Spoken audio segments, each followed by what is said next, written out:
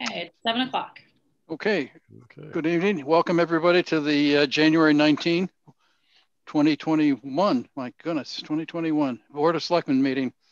Pursuant to Governor Baker's March, well, we'll start off by telling everybody that we're being recorded. So we always tell you that. And let me just read the governor's material. Pursuant to Governor Baker's March 12, 2020 order suspending certain provisions of the Open Meeting Law, General Laws, Chapter 30A, Section 18, and the Governor's March 15, 2020 order imposing strict limitations on the number of people that may gather in one place. This meeting of the Medfield Board of Selectmen is being conducted via remote participation. No in-person attendance of members of the public will be permitted, but every effort will be made to ensure that the public can adequately access the proceedings as provided for in the order. A reminder that persons who would like to listen or view this meeting while in progress may do so by following the instructions on the agenda and the meeting notice. All votes subject to remote participation, therefore, will be roll call votes. We are being recorded, and we want to start by taking a moment of appreciation for our troops who are serving around the world, and I was going to say in Washington, D.C., but so if we could just take a moment of appreciation for them, please.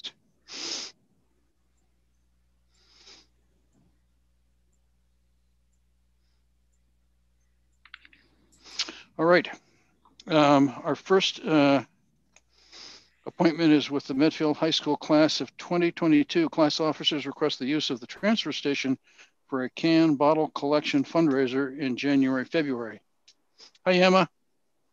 Thanks for coming to the Selectmen's meeting. Thank you for having us tonight. Hi, Dia and Carrie. Hi. And Alexandra.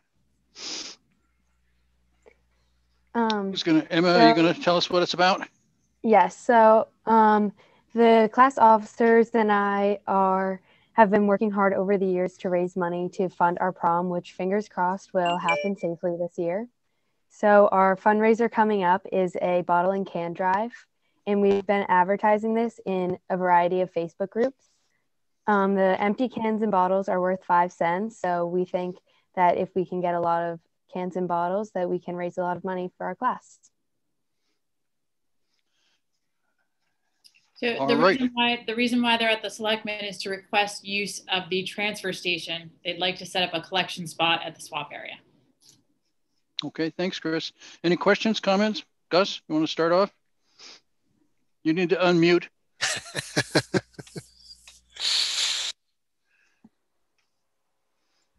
There we go. How's that? Yeah, there we go. Two questions. I think in the request you were asking for 3 dates in February or January? January 27th, 29th, and the 30th. Okay, and then if that doesn't work, then you had alternative dates, or are you trying to do it for 2 months? We could, if it doesn't work, we could move it to February. Okay, but you're only asking for a total of 3 days, though, not 6. Yes, 3 days total. Okay, and then I was just curious if when you collect all these, is there a where are you bringing them all? There is a place on 1A in Walpole to return the can. Okay, those are my only questions. My only question is, is this just going to be like a bucket to put them in, or will you all be standing there trying to solicit business while this is going on? We were just going to provide signage so that there's a specific spot for people to place their bags of cans, and then pick them up every 2 to 3 hours throughout the day. Okay, and it will be over by the swap area. Yes. Okay. Great. So you don't have a particular receptacle. It's just people are going to go. You're going to have an ever-growing pile of bottles and cans that are just there. Correct, but throughout the day, we'll be able to go to and from to make sure it doesn't pile up too much. Yeah, I was actually trying to think if there's any way to make it easier for you guys to not have to do that. There was a fundraiser. I think it was maybe the girls hockey team that just had a fundraiser this 2 weekends ago, and they had a receptacle. It was the textile collection, and they had a receptacle for it there.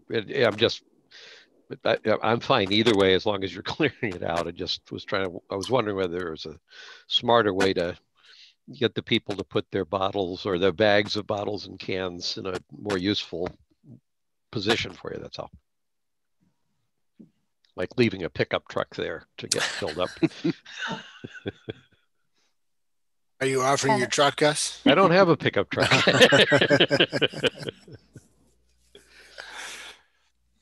I don't have any other questions. Okay, thank you. That would be my only concern, that you get more bottles and cans than you expect, and you just get overwhelmed with them. But I'm sure you guys will figure that out as it goes on during the day. So, good idea. Do we have I actually had a quick question about the so we know that like to use the transfer station you need a sticker to like let you in. So we were wondering if people didn't have like a sticker to get into the transfer station, would they still be able to like at least drop off their cans and then leave, or do we need to figure out like another place for those people? I guess that's a question for Mo, but I would say you're probably going to figure out another place. You're gonna have to find another place for that. Okay, thank you. Yep. So what we're saying is take it up with Mo Goulet, who's the director of the DPW, because he'd be the one that would give you the final answer on that. But we're thinking that it probably wouldn't work. That people are going to need a sticker, because there's especially on Saturdays, there's a police officer that turns people away. But check with Mo, Mr. Goulet. I can work with you, Emma, tomorrow, and we can find an alternative location in addition, or at least a secondary location. Mm-hmm. Thank you. And would it be fair that for the three of us to basically give them the guidance that if they work something out with Mo that says people can do it, then that's just an operating issue for the transfer station. We're fine with it. And if Christine is able to find an alternative place, as long as it's like not my circular driveway in front of my house or something like that, that we're all fine with that as well. Yeah, okay.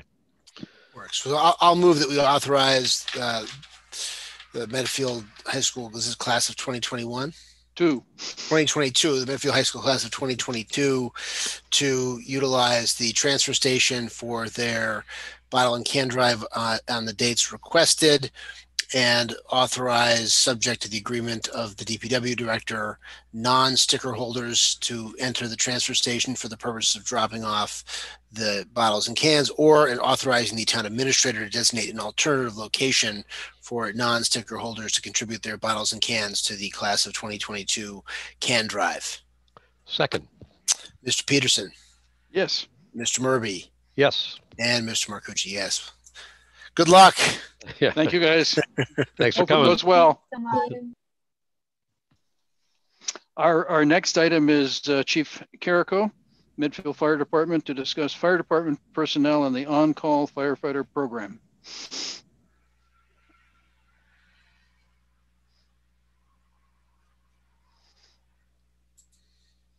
Hi, Chief. Welcome. Thank you for coming tonight. Thanks for your memo, too, about this topic. That was very informative. Well, one of the things I was trying to do is I was just trying to give you a little bit of a picture of some of the things that I'm up against. And I'd like just to run through the memo real quick. Absolutely. The people at home would love to hear it. Okay, for operational staffing, some things have changed. I'm down 2 full-time firefighter paramedics now. One paramedic went to Pembroke Fire. So we're currently in the hiring process to bring my staff up to approved levels. So I'll be interviewing on the 25th. Hopefully we'll have a good candidate or 2 good candidates on that date, which I'll try to move forward. As far as the on-call staff is, since I started here, if you remember back when I interviewed, one of the things I said is that we need to have at least 20 call firefighters to maintain levels and maintain a proper response. And right now, I have about 5 active guys out of the 11 that are on the roster. And that's not acceptable. I need to add some people to that roster. We had a couple of people that resigned. I've got one person out on administrative leave. Got a couple of people that are sick. So So it's something that definitely has to get addressed. National standards and the NFPA define how many people I need for the fire ground. And I need to show up with at least 15 people. And, right now, I can't achieve that within the town of Medfield. So I have to go to outside resources with mutual aid. So I've come up with a couple of ideas on how to get what we need. I've been actively looking for some call firefighters, but unfortunately, it takes funding to bring people on board. It is challenging, let me tell you, because right now a lot of the standards have changed. We need to train people to firefighter 1-2. I think everybody that's hired needs to be an EMT. We are operating a second ambulance. The current ambulance 2 has gone out the door about 60 times in last year.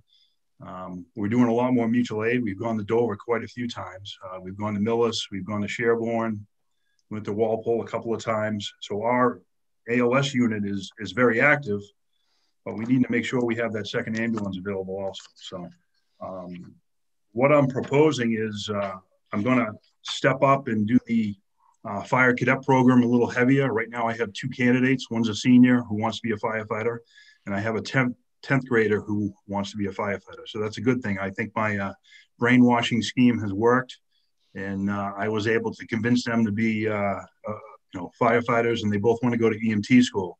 However, one is a little far away as far as he's in 10th grade. And then the other, we just need to, get him into a program and move him along. So, looking at all this, the biggest thing is it's to train one person to be a firefighter is $8,286 because they have to go to the firefighter 1-2 program, and we have to pay for that. That also includes all of his brush gear, all of his equipment, helmet, boots, jackets, and all that stuff. The physical exam, the PAT. That's how much it costs to bring somebody on board. And I think that we can overcome some of these costs by going for a safer grant for retention and hiring at the federal level. Just like I did with the AFG grant, they offer staffing grants. So what I would propose putting together a package when the grant comes up in March to hire 10 people and then try to include all of the costs as possible, which would cover a lot of this hiring costs and things that we need to do to get people trained. I was even reading through that grant, and it was talking about you might even be able to train people to the EMT level also as part of it. So it just has to be all inclusive. I think with the cost of bringing somebody, if you were to hire somebody right now who had no training whatsoever, you're looking at $21,000 from start to finish with all the costs. If somebody went to an EMT program, it's about $1,100 to pay for, I'm sorry, not $1,100. Looking at my numbers here. It's about $1,300 to go to an EMT program if somebody paid for it themselves. And I think that that's kind of a tough nut to crack for somebody for doing something on a part-time basis. So my proposal to you guys would be, let me go for a safer grant for call firefighters only. I'll go for 10, and we'll see if it can cover all of that cost to get people trained.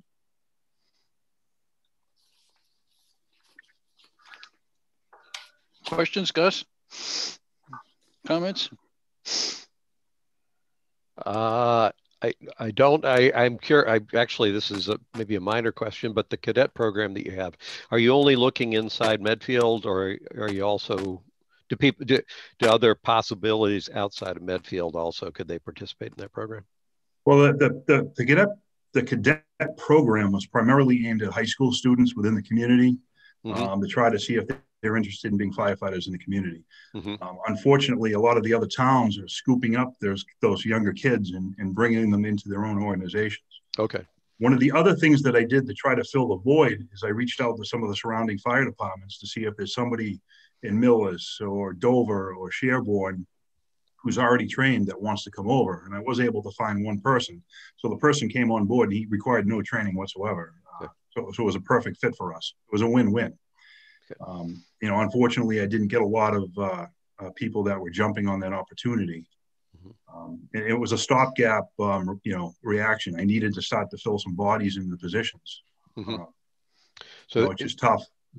Not a lot of people want to be called firefighters, and I give a lot of credit to those guys that we have with the department right now, because a lot of them have been doing it 30 years, 25 years, and they really care about Medfield. So to try to find some younger people that have that same attitude, it's going to take a little bit of creativity, and you got to bring them in, and you got to kind of convince them that this is a career path for everybody. Mm-hmm.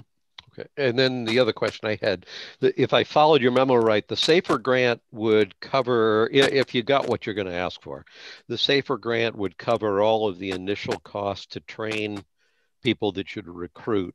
And then obviously if we're going to do that, then the downstream, there'll be an increased salary component that goes into the budget that we would then pick up as just part of the fire department budget. Yeah, that would be the cost of training and recall. So it's the cost of the emergency response. It's just that the cost of keeping them coming back.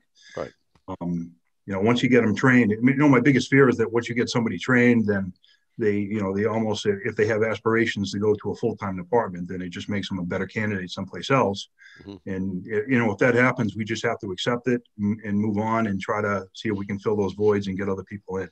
Mm-hmm. With the costs that we have, everything seems to be going up in the fire service. Nothing seems to be going down.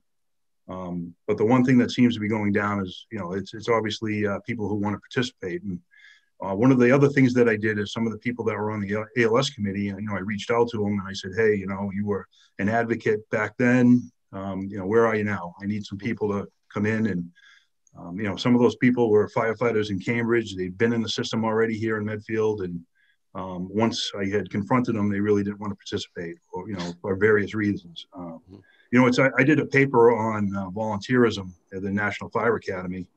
And, it's one of those things where you have the 18, 19-year-old kid that wants to be involved, and he's very active, and he becomes a call firefighter. And then he gets into a relationship, and his time cuts down a little bit. And then he gets married, and his time cuts down a little bit. Next thing you know, he has kids, and he just doesn't have time to come back and to do what we need. Mm-hmm. And I will say that it is a little bit demanding, but we have to have a standard as far as having people who are EMTs, because we are operating an ambulance service, and we need to train people to firefighter 1-2. That's a national standard for training. It gives us a baseline, and we build off the baseline. And we don't have the resources here in Medfield to train people at the firefighter 1-2 level. I was the coordinator of the firefighter 1-2 program for Plymouth County for about 5 years. It's a lot of work, and you have to have the resources, and you have a lot of coordination. But I think if we do this right, I've already reached out to Dave Parr. He's the FEMA District 1 manager for the FEMA grants. And he said that he hasn't seen a lot of recruitment and retention grants in this area. And that if we do it right, we may be successful. So I've reached out to all of my peers. I've already got some great narratives from other parts of Massachusetts. I think we have a valid shot at it. I really do. And, it's like Gretzky said, you miss 100% of the chances you don't take. So we have to try. And one last question, because I think you got some pretty good public promotion for this discussion here for people to tune in. I think one of the messages went out for potential cadets. So what is a cadet that signs up to do this? What do you have them doing? Right now, I have the 2 fire cadets. I have them sign an application. I get a waiver in case they get hurt. They're covered, and they have to have insurance. And basically, we invite them into the fire department, and then we show them every aspect of the department and what it's like. It's a little hairy because being under 18 years of age, you're very limited in what you can do. Technically, you have to be 18 to be a firefighter and an EMT here in Mass. But we are bringing them on calls in a controlled environment. We have given them fire gear. We allow them to participate in training. The other day when I had gotten the AFG grant for Scott Air Packs, so the 2 cadets participated in the training, which is the initial, this is the new air pack. This is everything that, how to break it down, how to put it on, how to put it together. And then they were fit tested. So they had the actual masks, and they were tested on the masks to make sure that they had a proper fit. So it's basically just exposing them to everything in the fire service, that's positive, and trying to get them to, look at down the road, maybe doing this either part-time or full-time. Okay. They don't get to drive the trucks or anything, do they? Oh, no. Obviously, if, it's, you know what, we have the That'd ATV. be a big draw, but well, it's just bring it back, not broken. okay. No, it's you know what, it's you put them in the trucks. If you're going to go get fuel, you have them go for a ride. You show them how to pump the truck. You show them how to pull lines off. You show them how to clean it properly, where the equipment is. There's one. Both of the kids have shown a lot of pride. They're willing to wash the trucks, to sweep the floor. I'm not looking for slaves. Obviously, I don't want that. I need people to participate, and sometimes it's getting dirty, and sometimes it's having fun. It's kind of all encompassing. If I had more kids participating in the program, I'd probably up it to a little more structure. We would have DVDs on firefighting, and I almost in the past I've tailored it to the Firefighter 1-2 program. It's like a modified program just to kind of give them a little bit of exposure and everything. And you also need somebody who's smart. There's math, there's science, there's a lot to it. So I've already had one person reach out to me. He had some grandkids, and he was involved in a program in Pennsylvania. So he thought it would be a good opportunity for his kids. So I've already had one inquiry just from the emails that were sent out from the Board of Selectmen's office. So, if somebody has a person out there, or if they know of somebody that's interested in being a call firefighter, obviously approach me, give me a call, give me an email. I'm willing to chat and talk and tell you about everything that's great about Medfield and the fire department that we have. It's just, we're struggling for people, and we need the help. Okay. Those are my questions. Mike, any Sure. comments, questions? Yeah, I got a couple. Thanks, Chief, for coming in. I think one of the challenges we have is that historically, a lot of our call firefighters worked in other departments in the town and lived in town. And as the town has gotten more expensive, it's harder for people who are employed by the town to live here. Apart from we've talked a little bit about the high school cadets. Is there a maximum age for somebody to enter this program? If you had somebody, let's say in their 30s, who just moved back to town and looking to settle here and is interested in being an EMT and a firefighter, could someone like that be trained to do this? Well, you got to remember there's two different things. I'm looking at the kid at high school that really hasn't made a decision on his future. If you have somebody who's 34, then obviously you're a great candidate for, if you can go to EMT school, if you can commit to the time to be Firefighter 1-2 trained. So I'm looking for anybody that's interested in the fire service. Obviously, you need to come down and ask, and then I'll show you, and then you have to make a decision on if you can commit. The Firefighter 1-2 program is 240 hours, and the EMT program is 180 hours. So it's a little bit of a commitment, but once you get those, once you get the Firefighter 1-2 certification, you have it for life. Mm-hmm. Well, with the EMT certification, it's a continuous learning process, and you have to recertify every 2 years. And we do all that within the department. So we'd never bring anybody on board and then let them hang. Obviously, we're going to help everybody and try to move them forward. But it's the cadet program was obviously targeted for high school kids. Mm-hmm. Anybody else of age, by all means, come on down. I have bigger and better things for you to do. Yeah, because I think one of the, there's a lot of turnover in people who live here in town. I think even for people who grow up here, not many people stay all the way through. So even for people who may grow up here and go to school here and end up to raise their family here, there's usually a period of time sort of in their 20s where they're not necessarily looking to live in Medfield before they have a family, but then they come back.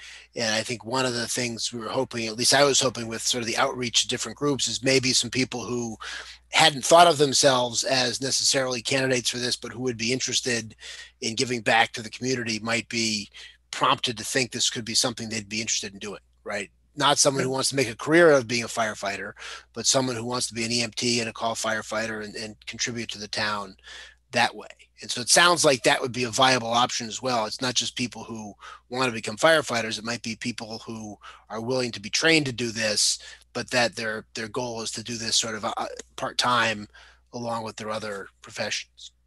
Yeah, and those skill sets are transferable. Obviously, if you start here in Medfield as a part-time call firefighter, and then you move to like Carver. Carver is predominantly 100% call firefighter. So, that skill sets are transferable. So, if you leave here, you can get a job someplace else. It's it's not like you're going to lose that training. It can be used in other communities. So, in addition to the commitment for the training and being prepared to do it. What's the commitment on a monthly basis? How many times would people be called? How often they be expected to be called in? Well, typically we have one training per month.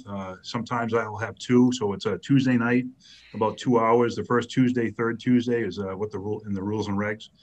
Typically right now we're doing one training per month. We're trying to obviously social distance, wear masks.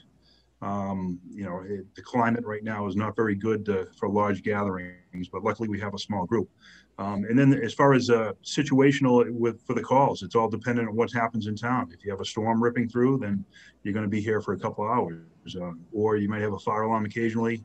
There's no rhyme or reason to how the calls come in. It could be 1 or 2 times per week. It could be 1 o'clock in the morning, or it could be 2 o'clock in the afternoon. So there's no, let me back up. I should say, I think we're averaging about 200 recalls per year. So that would probably be the commitment. Mm-hmm. And I would never expect of our 5 people that always come back, I think the number one person's in the area of about 80% of the total recalls. And that person is consistently the number one person in town. So that would be Deputy O'Toole. He comes back for everything as much as he can. So he's always my number one person as far as who's come back the most. And then there's a couple of guys who are very tight behind him. We rely on those people to handle the calls when ambulance 1 is out, and they're handling a medical, and then something else comes in. We rely on the call force to cover those calls. So it's rather important. So you'll be looking at about 200 calls per year, 12 trainings per month. And then obviously there's some additional trainings that we do to maintain certifications that are above and beyond. Okay. As an EMT, you're required to do 30 hours of training every 2 years, maintain your CPR card. If you become a paramedic, 60 hours of training every 2 years. You have to maintain your ACLS, advanced cardiac life support ticket, and a CPR card, which we cover almost all that cost. So of those 200 calls, if you want to be the top person in town, you got to answer about 160 of them? Well, it's if you want to compete with a deputy, yeah, you'd probably be in the 180 range. So. Okay. But if you're just looking to sort of, not average get too is far good ahead, sometimes. sort of the meaty part of the curve, you're probably like going to answer about half of them. So like 100 times a year, you'd be expected to be called in. Is that fair? Yeah. Well, it's I look at 50% of the 200 is better than none. Right. Okay. I need bodies sometimes. And I wish it wasn't as expensive. I wish there was some other options, but in lieu of adding another 100,000 to the budget to hire 10 people, we have to go with a grant and try to explore those opportunities. So it sounds like we have sort of a 2-part issue here. One is getting the grant, and then secondly is getting the people to enable us to actually use the grant. Yeah, and as part of the grant, you can put in an advertising, which I already have a number. Like I said, I've already done some research, so we can do some promotions. We can put up some I hate doing banners. We could do some signs around town with the approval of the building inspector and you guys, and try to entice people in to the fire department. Well, this is great, and I appreciate your coming in, Chief. This is an important long-term issue for the town, because the reality is if we cannot recruit sufficient call firefighters, we're going to have to shift from a call model to a 100% full-time model, which would be more expensive, and I think it would lose something that's really important and valuable to the town. I think it's important to the town to have kind of a call fire service and a connection to the people of the town. And so we all have to make an effort here to help this recruiting project over the next few months. Yeah, definitely. I'm going to put together a couple of packages, and what I'll do is I'll send it over to you guys with my ideas for how I want to move forward. I've been tracking the grant system, and right now it's right at the beginning of March. So I will be ready to go well before that. That's great. I just want to know, Chris, I don't know if you saw it. I think Ben Taylor had his hand up before. I don't know if it's still up, but if his question was answered or not. And obviously this is the end of I just wanted to point that out, that Ben Taylor had his hand up before. I don't know if he's done or I will allow gave up or what have you. So and you're allowed to talk if you had a question for us. All right. Thanks so much, Mike. And thanks, Chief. I'm just sitting in listening to, the advertisement and, getting more info on it. So in lieu of taking up more time here, Chief, maybe I'll reach out directly to you and see if I can get some more info and maybe find some bodies that might be willing to do it. All right, great. Thank you, sir. Terrific. Thank you, Ben. Thank you all. No further questions, Pete. Excellent. Thank you, Mike. So, Chief, it's already working. You're coming here. There you go. So I appreciate very much your memo and you're bringing this issue to us. To be honest, I don't remember you're talking about when you're interviewing about the need for the call firefighters. I do remember you're talking about the cadet system, and that really impressed me. So I'm glad that you're working on that. And I'm just sorry it's only got 2 people in it. But I think that's a great idea. One of the things that jumped out at me from the statistics that you gave us was that the actual firefighters, full-time firefighters, don't come back much on the recalls, and that just seemed disappointing to me if I'm reading that correctly. I mean, the highest return rate seems to be like 16.6%. Well, majority of the people that we hired don't live within striking range. Which is the biggest issue. Yeah, and even the ones that do don't want to come for some reason. Well, it's people get other jobs, and unfortunately, they work their 8 shifts per month, and then they have another something else that they do, and like I said, the recall may happen at the time that they're out doing something else, or it's unfortunate. It's been one of the things that I've been trying to overcome, but unfortunately, you can't change where people live. You can obviously put some things in the contract. It's got to get negotiated. It could open a can of worms. But I think that if we focus on trying to find some people that are local to fill that gap, and one of the things you have to realize is that when I'm looking at full-time firefighters, one of the things is I also look at where they live. I may sacrifice somebody who doesn't have as much training, but lives close. Rather than for the people that 18 years of experience and lives 60 miles away. The last hire that I did was Matt Reineman, and he lives over in Dover. So, he didn't have a lot of experience. We sent him to Firefighter 1-2. He did his 10 weeks at the Fire Academy. He came back around beginning of December, I believe. And he's been an asset. We just got to get him trained up and where he needs to be. And I'm looking at the next 2 candidates. Unfortunately, there's not a lot of people that live local, but I want to try to see what I can do to convince them to move a little closer so they can at least be an impact on recalls. Yeah. That was another thing that surprised me on your list of where everybody lived. You have people living in Falmouth, and I remember that you didn't like that idea of the commute that you had from the Cape. So, the other thing that I'll just mention tongue in cheek is that your trainings are on the same days as the Selectmen meeting, so that that's obviously the reason that you're not getting more people coming to your trainings, because they're watching. Yeah, I'm going to have to move that so they're on different nights because everybody's at home watching you guys. Yeah. I just assumed it meant that's why the 3 of you were not volunteering. That's what I was thinking. Pete was saying, I'd love to do it, Chief, but I can't. I got to be at the Selectmen's meetings on Tuesday. Oh, I guess I'll have to move to the Wednesdays. Chief, I thank you so much for taking the initiative and doing all this. This is great, I think.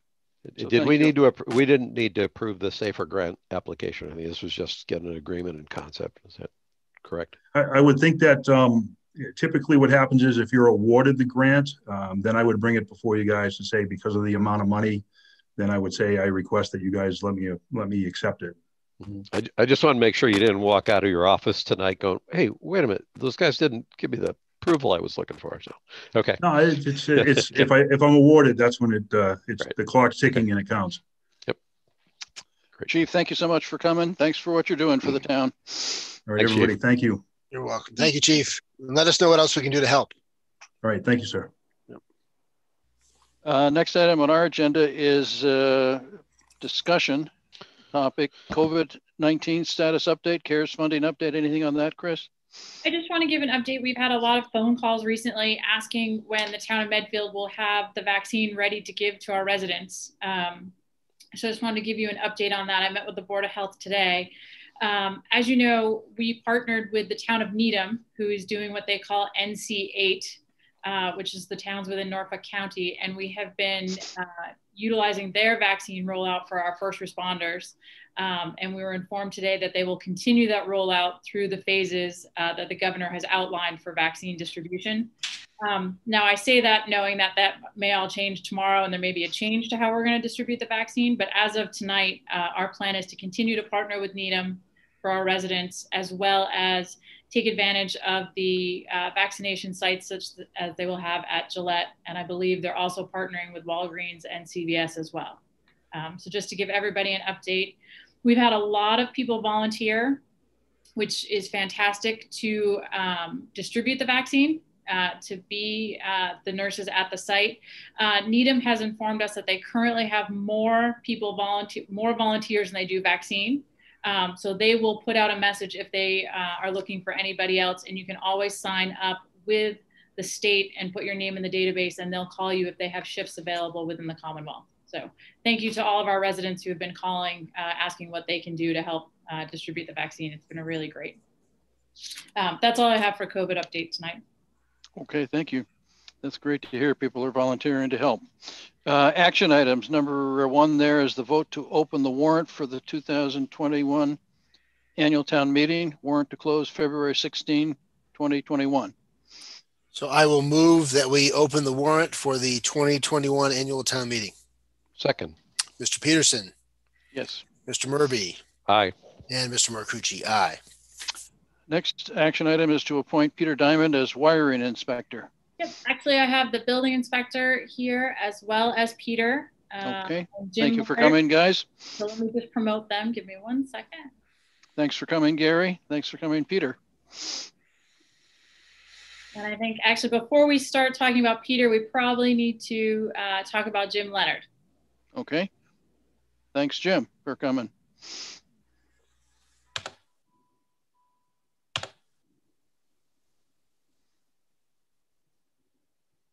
There we go.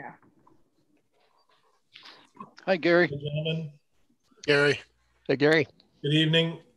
Hello, everybody. Hello. Peter. Yep. Peter here, and maybe Jim can unmute.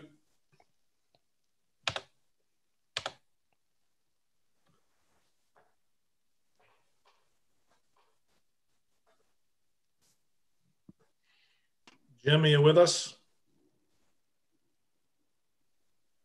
Yes. Oh, hey, Jim. How are you? Hi, Jim. Hi, how are you? Hi, Jim. Hello.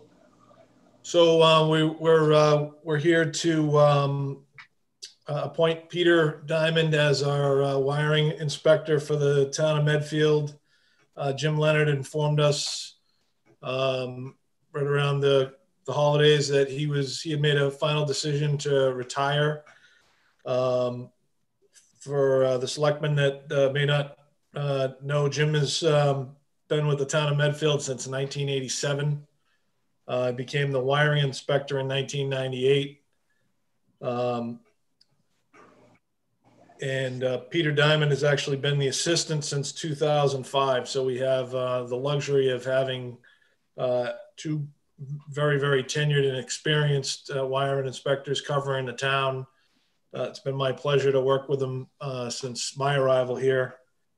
And I want to personally thank Jim on behalf of the town of Medfield and the building department for his service to the town. And, you know, maybe he'll say a few words about his tenure here and our appointment of Peter as his successor.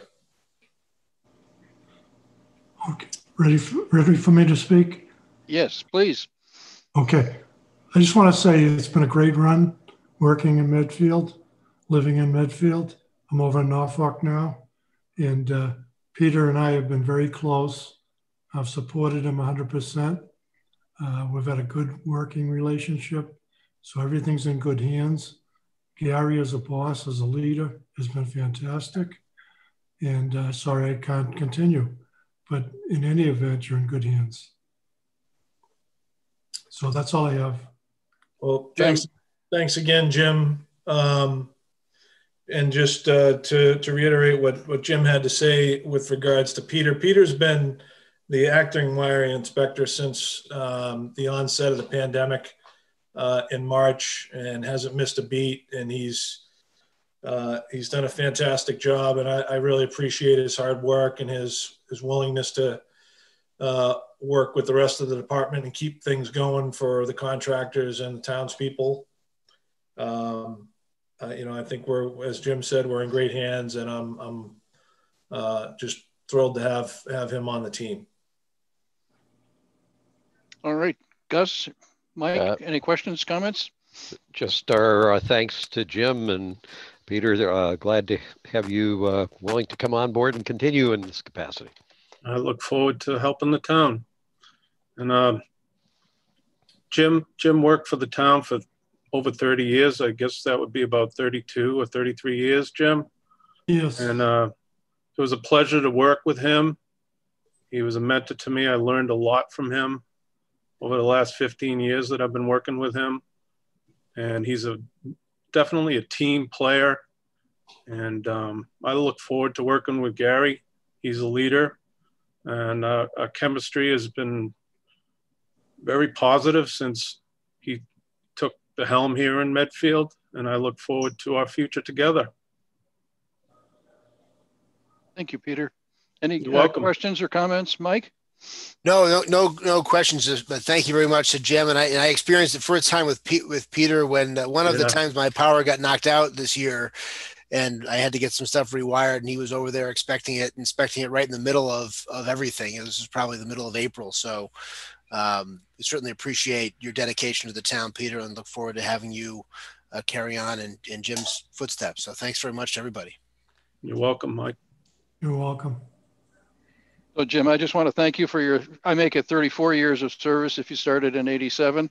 Real dedication. Sorry that apparently we've lost you to Norfolk, it sounds like. So good luck over in Norfolk. And thank you, Peter, for hanging around for 15 years to finally get promoted to the top. So we appreciate your work for the town too. You're welcome. It's a good town. So we just need a formal vote to appoint Peter. Okay. So I would move that we appoint Peter Diamond as the wiring inspector for the town of Medfield. Second. Mr. Peterson. Here. Yep. Mr. Murby. Aye. And Mr. Marcucci. Aye. Thank you guys so much. Thank you all. Thank you very much. Thank you all. Thanks for coming. Around town. Jim, thank you. All the best. Take care, Jim. Take care, Bill.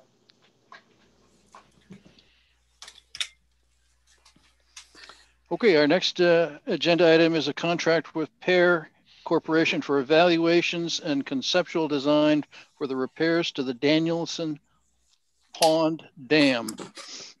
I learned some new words in this contract. Good evening, everyone. Hello. How are we doing tonight?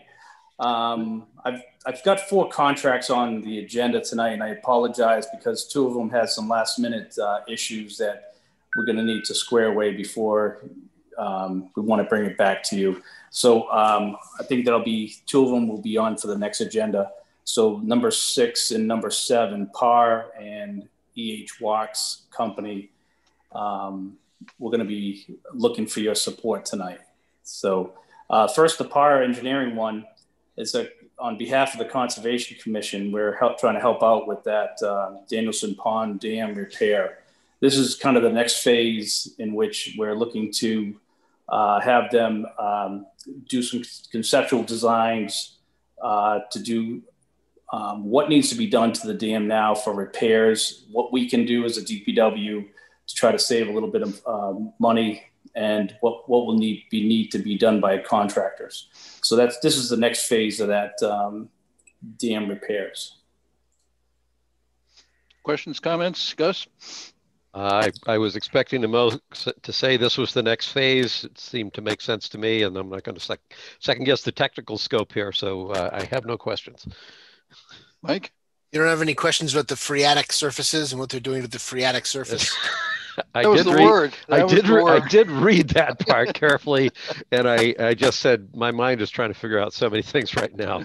That one's on a back burner. So, no, I don't have any questions. And otherwise, it seems to be in order. And Danielson Pond is the one over like behind Homestead and High Street over there, right? That's right. It's after Kingsbury on the left hand side as you're traveling towards Walpole. Yep. Okay.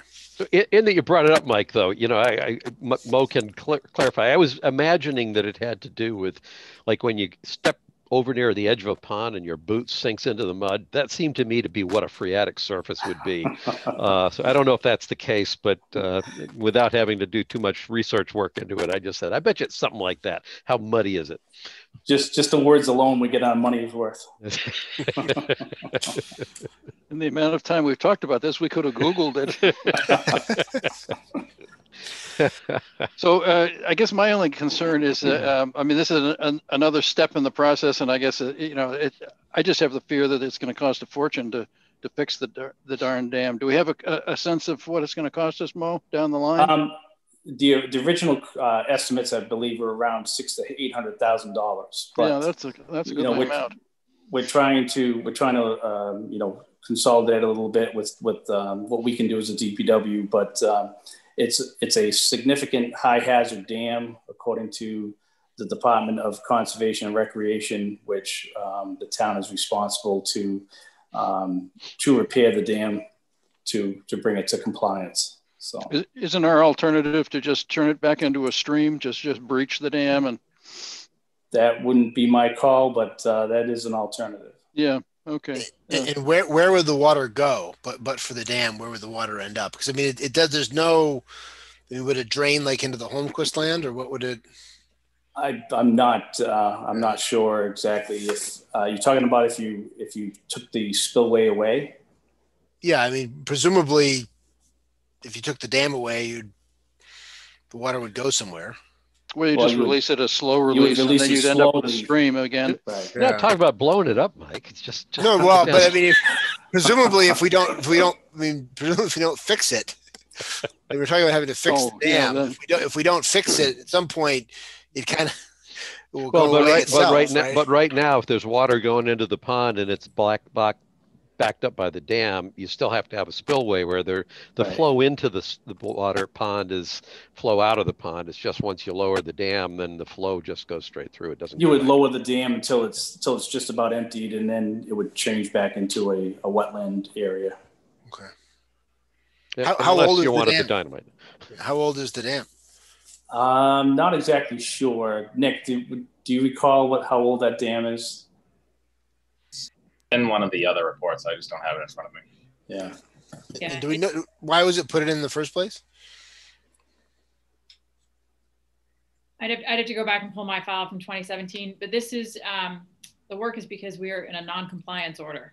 No, I know that. I'm just curious of why there was a dam there in the first place. I will have to talk to our town historian. I will get back to you. I've seen something on that. It seemed to me it was at least went back to the 1920s, if not before that. It's been there for a long time. I mean, the spillway looks like it might have been part of some sort of water wheel or something. Yeah, yep. That's what the PAR documents or past reports do refer back to historical knowledge of it being for a mill. I do think that I know we're under a non-compliance order. If we are going to have to spend $600,000, $800,000 to fix it, we ought to at least understand what it's doing and why it's there, and what the consequence would be if it weren't there. Right. I'm all in favor of this contract and understanding how to fix it, and I think if we don't understand why it's there, we shouldn't let it fall apart without fixing it. I mean, the presumption should be leaving it there. You don't want it to but I would like to get some sense of why it was there originally, just in case the answer is, well, it may be for a purpose that is no longer necessary before we spend the money. Oh, I think it is probably for a purpose that's no longer necessary if it was an old mill.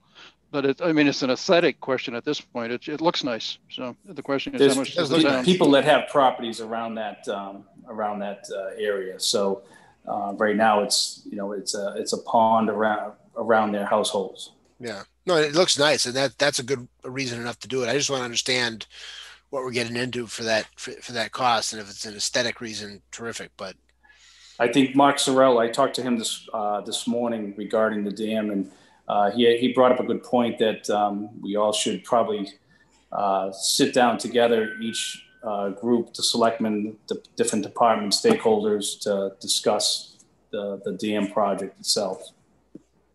Yeah, Mike, I think you're asking a good question, because I mean, there are a lot of places where, from an environmental standpoint, these old small dams are being pulled out in order to restore an old waterway.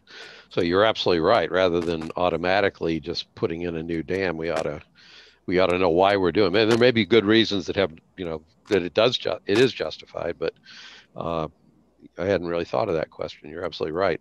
If the dam was there for a reason that mattered a century ago, and we're looking at significant expenditure, the trend a lot in the environmental area has been to get rid of these kinds of dams to restore original waterways. I do know from a couple of years ago when we put this on the town meeting warrant that the neighbors are very strongly in favor of keeping it. And I believe they've been at several Conservation Commission meetings to express that sentiment. So it might be a good idea discussion as we're doing that research to bring them in and talk to them as well. Yeah, no question about it. And again, I'm not suggesting I want it to fall apart. I just want to understand why it's there, who's benefiting from it.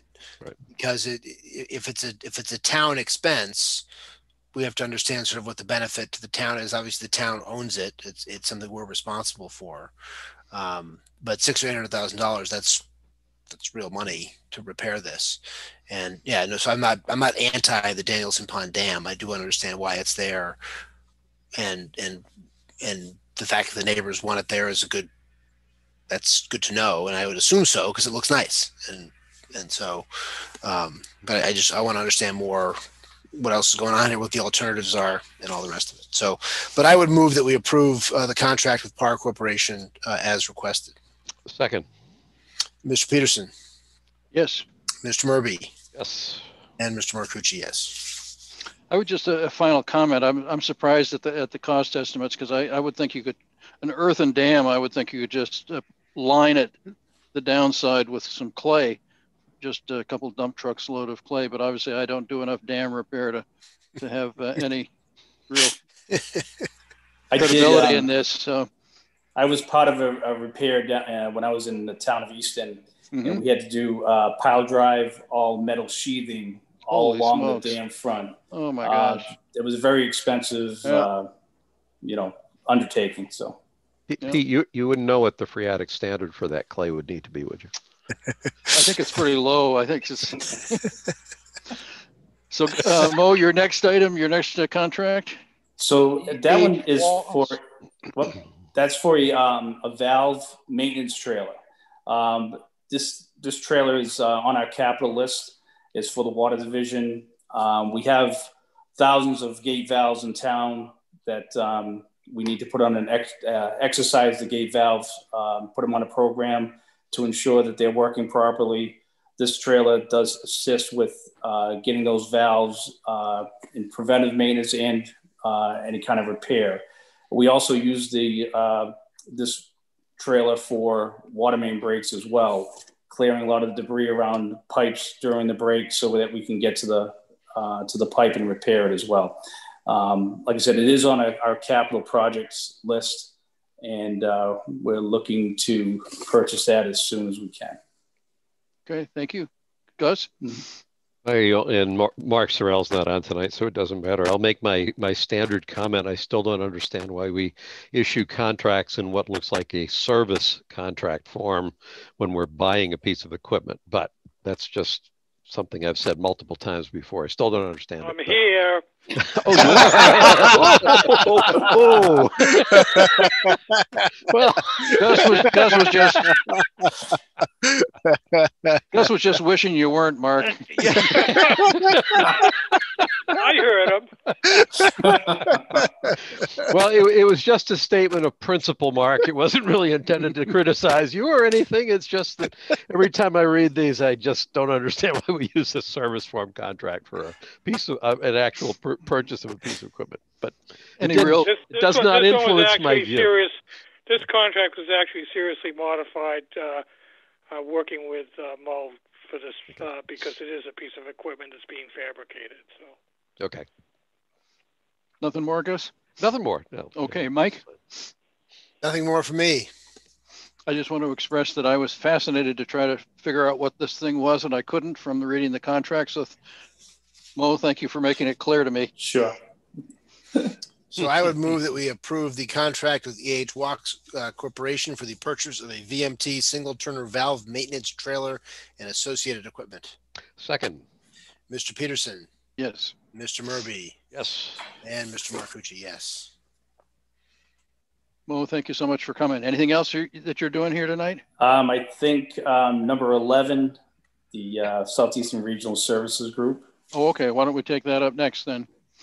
Approve the Southeast Regional Services Group Surge Award for drug and alcohol testing and authorize Maurice Goulet to sign the contracts. So the alcohol and drug testing is for all our DOT and non-DOT personnel. They come to our facility. It's on site, and it's a service that we get from the Southeastern Regional Services Group. We do get discounted rates by being part of a 29 town consortium. That's the consortium that you had us join when you came here, right? Yes. Yeah. Thanks for that. Mm-hmm. Any questions, Gus? I don't have any. I went through the paperwork, and I assume all the testing is something that's kind of prescribed, that we stay within some boundaries of. It's mandatory. Yeah, that's what I thought. Yeah. Yep. So I don't have any question. Mike, anything? Nope, nothing for me. Okay, nothing for me. So I would move that we approve the Southeastern Regional Services Group Award for drug and alcohol testing and authorize Maurice Goulet to sign the contract. Second. Mr. Peterson. Yes. Mr. Murby. Yes. And Mr. Marcucci, yes. Thank you all very much. Thank you, Mo. Hey, Mo, before you leave, two things. One, first, thank you for giving me a new Scrabble word that I'll be able to use in the future when I have too many P's and things like that. More importantly, I just wanted to give you a heads up on that Teague and Bond contract. I will have. I just don't want to blindside you with some questions I'm going to have when you do come forward on that. Yep. The main question I have on that is, I read the contract. That looks like exactly the modeling tool that the Water and Sewer Board had a few years ago that we made on our own. So I will have a question around, why are we spending $26,000 to build something that we already have access to? And then within the context of that, it wasn't clear to me from the paperwork that this model even really programmed in capital expenditures. And I couldn't tell from the paperwork whether this model, as envisioned, would be a 30-year model like the one that we had. It appeared to me that the reason we've abandoned the model a couple of years ago is because we couldn't find anybody to pull the data together to actually run it. And yet I read this contract, and basically they've made it very clear that it'll be incumbent on the town to pull the data together to be able to run this model. So you don't have to answer it tonight, but I just didn't want to, I didn't want to blindside you when you come in with those questions. Those will be my questions. Thank you. I had the same concerns or the same issues as I read it. It sounded exactly like what Willis Pelagian had created for the town. But Willis's model, what did he call it? It was called a tool. Willis's tool was, I think, so complex that nobody in the town knew how to run it. I will have those answers for you. Okay. Thanks, Mo. Thank you. Thanks for coming, Mo. Thank you. Take care. Next thing on our agenda then is approve emergency expenditure for municipal building stabilization fund in the amount of $16,880 for boiler repair at the Blake Middle School. Amy Colleran, is she coming? No, I'll represent Amy tonight. Okay. So I was going to thank Amy for her pictures of the glycol leaks.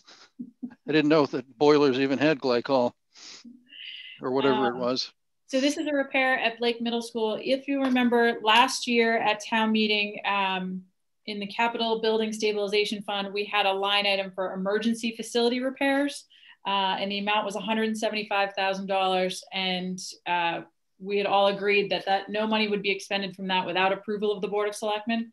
And this is fortunately the very first issue we've had since we put that in place, which is good. They have actually ordered the parts and have people coming on site to finish it. It's going to take about a week to get the work done.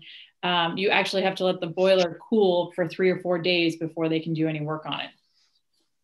So I'm learning all kinds of fascinating things this week, from vaccinations to boilers. It's everything. And free attic services. And free attic services.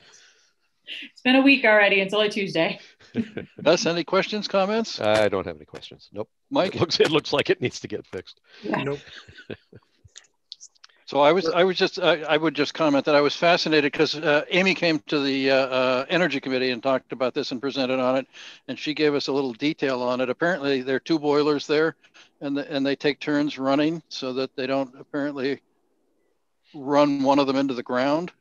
And so her concern is that now she's got to run on one boiler for a while, and she doesn't want to run that one into the ground. So I didn't even realize that we had to have 2 boilers in a school to switch back and forth to make the system work properly. So that's my learning curve for the last week. Do we have a motion then for this? So I would move that we authorize the emergency expenditure from the Municipal Building Stabilization Fund in the amount of $16,880 for a boiler repair at Blake Middle School. Second. Mr. Peterson? Yes. Mr. Murby? Yes. And Mr. Marcucci, yes. So that's good that we have most of that money still in the bank then to use if something else breaks. So, next item is on our agenda is authorize Town Administrator Christine Terweiler to sign letter to DHCD approving refinancing for home in Allendale subdivision. We got new residents coming. Or no, it's a refinancing. Okay. Refinancing. So just a refresher, anytime we do a local initiative project, the homeowners have to sign the deed with DHCD, and it requires any refinancing, obviously resale, but any refinancing needs approval from the town and DHCD. I heard from DHCD on Friday, and they have given their approval, and they're just waiting for our approval to move forward. And it's on Thomas Clues.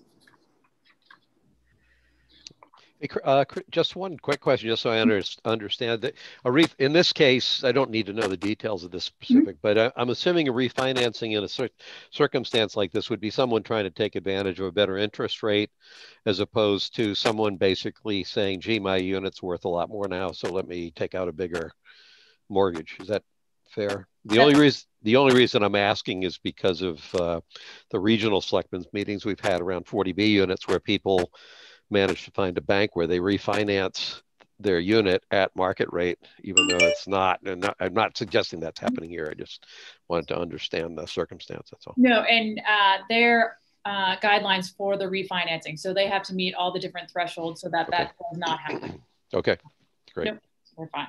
And I just didn't include the basic information because I think there is, it's their financial information. So I did not include that in the packet. Okay. So I just need authorization to sign the letter. So I would move that we authorize Christine Terweiler to sign the letter to DHCD approving refinancing for a home in the Allendale subdivision. Second. Mr. Peterson. Yes. Mr. Murby. Aye. And Mr. Marcucci, aye. It looks like we have nothing on our consent agenda, nothing on our citizen comment, town administrator updates, Chris? I just have a couple things to put on your radar.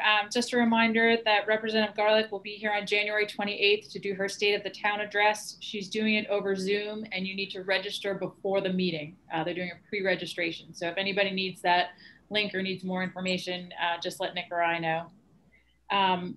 We are going to meet next Tuesday on the 26th, and that meeting will be dedicated to the townwide master plan. And we're also going to do an initial review of the budget and give the presentation that we gave to the warrant committee last week to you. And then the other thing is, the last thing is the MMA virtual annual meeting is this week. If anybody still would like to sign up, let us know and we can take care of that for you. Okay, thank you. Selectmen's reports. Gus, do you want to start? Sure. Just kind of picking up on Christine, the dates here.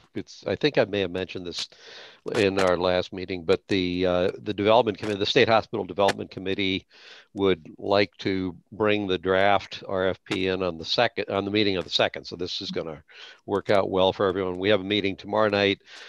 We had an initial discussion last Wednesday to go over the comments from the committee members. We've received quite a few comments And in fact, I got a question on how many people had responded. So I actually went through and counted up 40 non-member committee members who've given varying, comments, feedback to the committee of varying lengths, ranging from full-blown letters to simply, single kind of maybe couple sentence comments. So on Wednesday, we're going to be on tomorrow night, we're going to be talking about some of the open issues that we identified last week, but I think we'll also be getting into a discussion of the feedback from people, from the public around the RFP. And then we'll be working over the next 2 weeks to get the RFP drafted so that we can present it to you on the 2nd. And I think that's all that I have to report. Okay, thank you, Gus. Mike, anything? Nothing significant. We a short update. We had a meeting of the Affordable Housing Trust the first Thursday a couple of weeks ago, which was primarily devoted to talking to the Medfield Housing Authority about the update of their proposal to bring back another proposal for Tillman Village. We had a somewhat extended discussion about the idea that's been floated a couple of times about some sort of joint venture between the town and the housing authority that would combine their land on Pound Street with the town's land on Hinckley South near the senior center into one development that might kind of satisfy some of the overall objectives. And I think what's coming out of that is there's going to be a working group put together with representatives of the Affordable Housing Trust and the Housing Authority and some of the neighbors on Pound Street to talk about conceptually what might be possible. I think the Housing Authority is going to, in the meantime, going to move ahead with what they're thinking, which is essentially to put out an RFP for a development similar to what was proposed the last time. Obviously, we're moving ahead with an RFP for the senior for sale housing on the Hinckley South location.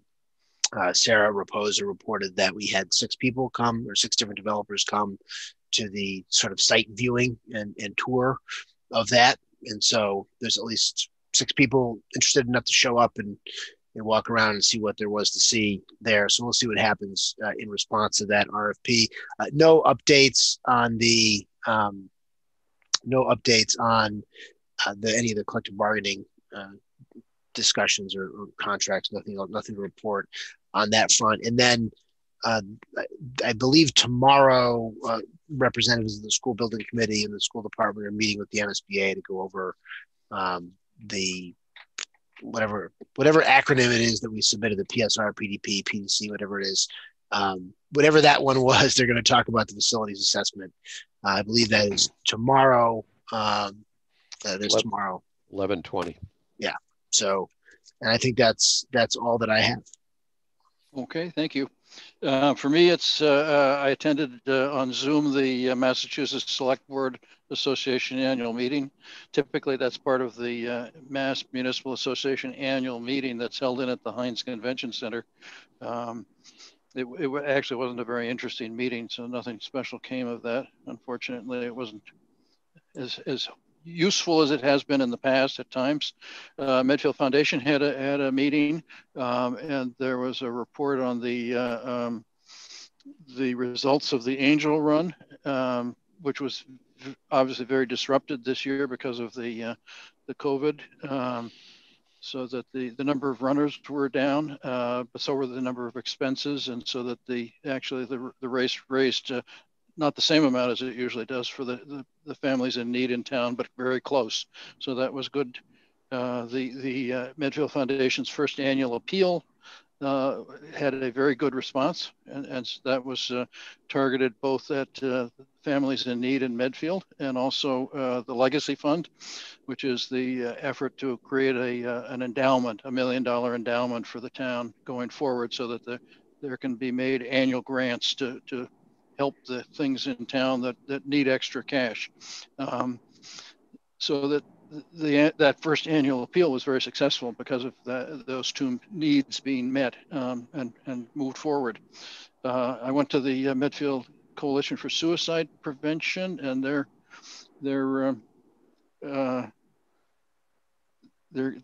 getting very active, so that's good. I also went to the Energy Committee meeting, and under Fred Davis, the Energy Committee is just doing things in every which direction.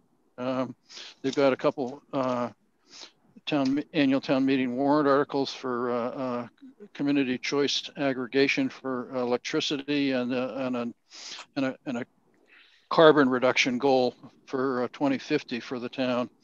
Amy Colleran, the facilities director, was there to report on the Green Communities grant status. Unfortunately, the DOER requires completing the prior grant work before applying for new grants, and so we're going to miss the Green Communities grants deadline of February 12th because we haven't completed the prior grant work. They did, the states created a new, because of the COVID, I think probably created a new grant round in the fall this year for the first time, so that we'll be able to put in for that fall grant. Let's see. Jim Nail talked about the development committee doings. They've put in a lot of information about asking for the RFP to have carbon as a or have energy efficiency as part of the development at the hospital.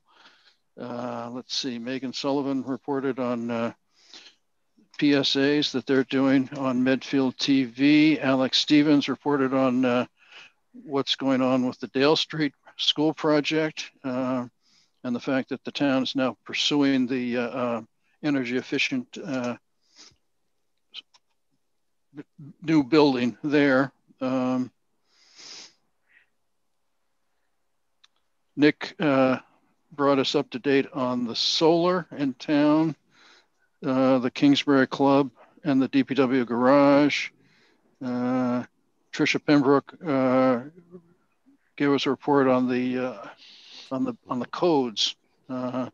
Hilly Passes has been looking at the source of carbon use in town, and it's mainly she's done some sort of huge analysis of what our carbon footprint basically looks like, and it's most of it is either transportation or heating of the homes. And Cindy Green was give us a little quick snapshot of the townwide master planning, but the meeting was so late at that point that she didn't do much at all. And that's it for me.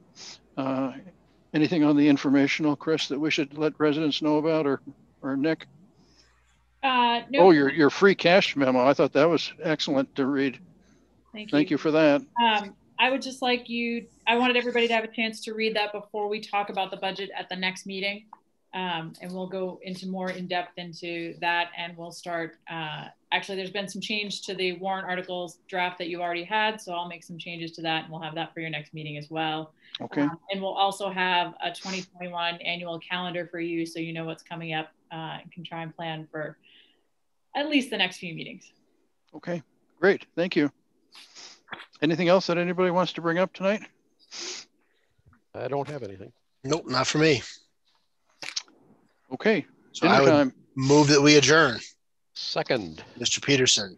Aye. Mr. Murby. Aye. And Mr. Marcucci, aye. Can't believe I voted aye.